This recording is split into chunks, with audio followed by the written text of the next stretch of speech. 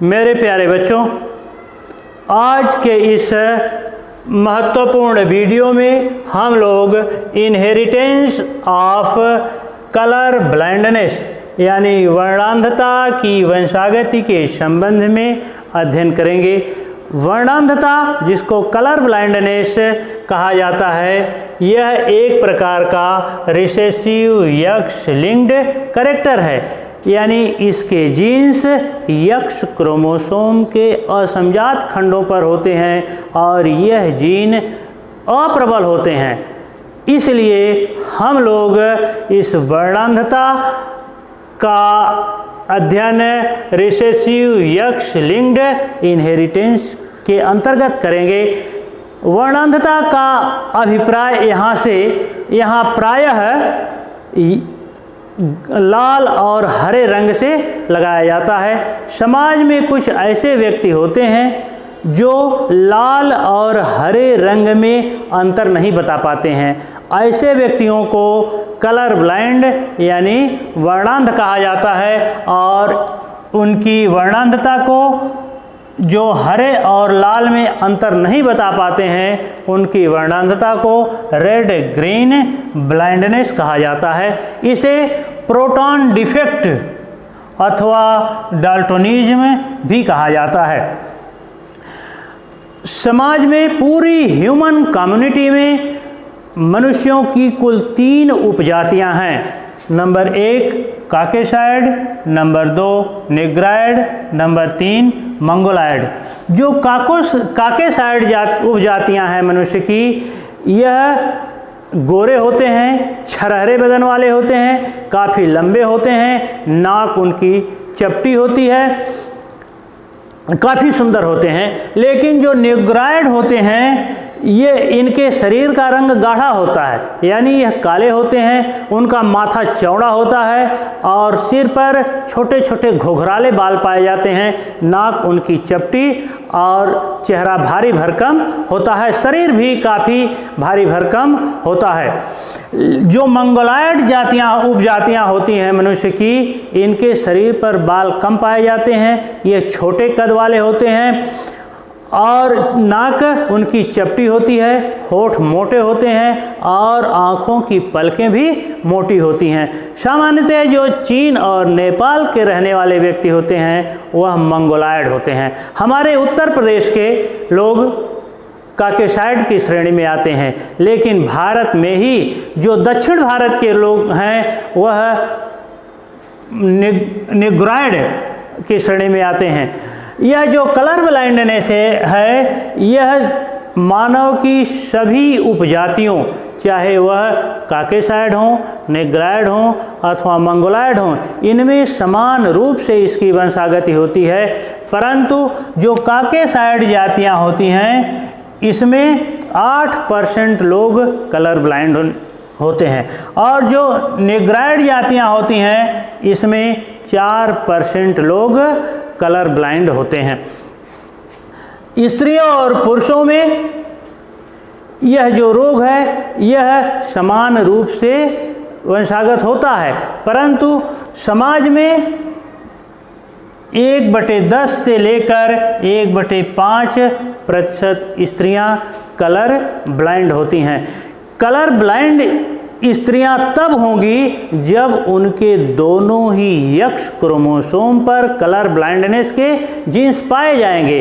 कभी कभी colour blindness के जीन्स होते हुए भी यह कलर ब्लाइंड नहीं होती हैं। ऐसी स्थिति तब आती है जब उनमें एक ही क्रोमोसोम पर कलर ब्लाइंडनेस के जीन्स हों और जो दूसरा इसका सेक्स क्रोमोसोम यक्स होता है, उस पर यदि इसके जीन्स नहीं हैं तो यह प्रबल जीन्स माने जाते हैं और यह कलर ब्लाइंडनेस के दर्शरूप को रोकते हैं। और लेकिन जो पुरुष होता है, उसमें केवल एक ही यक्स सेक्स क्रोमोसोम होता है, इसलिए यह वाहक नहीं होता है। स्त्रियां वाहक हो सकती हैं एक ही क्रोमोसोम्स पर उसके जीन्स की उपस्थिति के कारण, लेकिन जो पुरुष होता है यह कलर ब्लाइंड होता है अथवा सामान्य होता है। यह कैरियर नहीं होता है। यदि उसके एक ही एक्स क्रोमोसोम पर कलर ब्लाइंडनेस के जीन्स हैं तो वह कलर ब्लाइंड हो जाएगा, क्योंकि उसका दूसरा साथी वाई क्रोमोसोम्स है। और जो कलर ब्लाइंडनेस के जीन्स होते हैं यह एक्स लिंक्ड कैरेक्टर्स हैं। इसके जीन्स एक्स क्रोमोसोम के असमजात खंडों पर होते हैं, इसलिए पुरुष कैरियर नहीं होता है। आइए हम लोग बात करें कलर ब्लाइंडनेस के संबंध में। कलर ब्लाइंडनेस से अर्थ सामान्यतः रेड और ग्रीन कलर से लगाया जाता है। सर्वप्रथम सन 1976 ईस्वी में हॉर्नर नामक वैज्ञानिक ने कलर ब्लाइंडनेस का पता लगाया था। उसके संबंध में इन्होंने प्रयोग किया था। आइए आज के इस वीडियो में हम लोग यह जानने की कोशिश करें, यह जानें कि कलर ब्लाइंडनेस की वंशागत पीढ़ी दर पीढ़ी इनके लक्षणों की वंशागति संतानों में किस प्रकार से होती है।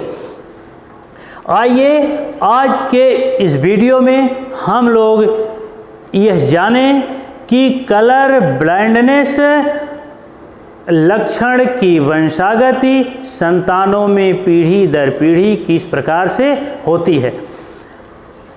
एक ऐसा पुरुष है जो कलर ब्लाइंड है, उसकी स्त्री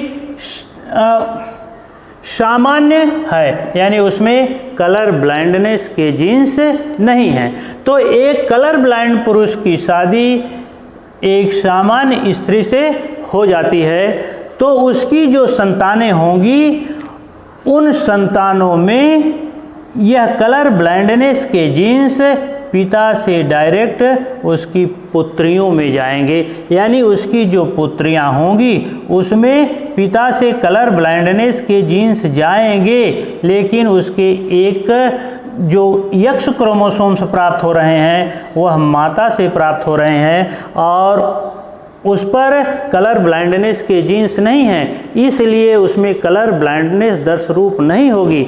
लेकिन जो पुत्रियां F1 पीढ़ी में प्राप्त होंगी उसमें एक एक्स क्रोमोसोम्स पर कलर ब्लाइंडनेस के जीन्स होने के कारण यह वाहक का कार्य करेंगी और जितने पुत्र होंगे वह सभी नॉर्मल होंगे, सामान्य होंगे, क्योंकि ये जो कलर ब्लाइंडनेस के जीन्स हैं यह पिता से डायरेक्ट पुत्रियों में जाते हैं। यदि F1 पीढ़ी में यह जो पुत्रियां प्राप्त हुई जो कि कलर ब्लाइंड के लिए कैरियर हैं, इनकी शादी किसी सामान्य पुरुष से होती है जिसमें कलर ब्लाइंडनेस के जीन्स नहीं हैं, तो उसकी जो संतानें होंगी उसमें जो उसकी पुत्रियां होंगी उसमें कुछ में यह जीन्स जाएंगे और कुछ में नहीं जाएंगे। लेकिन जो पुत्र होंगे वह कुछ कलर ब्लाइंड होंगे और कुछ सामान्य होंगे, यानी यदि एक कलर ब्लाइंड कैरियर स्त्री की शादी सामान्य पुरुष से हो जाती है तो उसकी जो लड़कियां होंगी उसमें 50% कलर ब्लाइंड के लिए कैरियर होंगी, 50% सामान्य होंगी। जो उसके पुत्र होंगे वह 50% कलर ब्लाइंड होंगे और 50% सामान्य होंगे।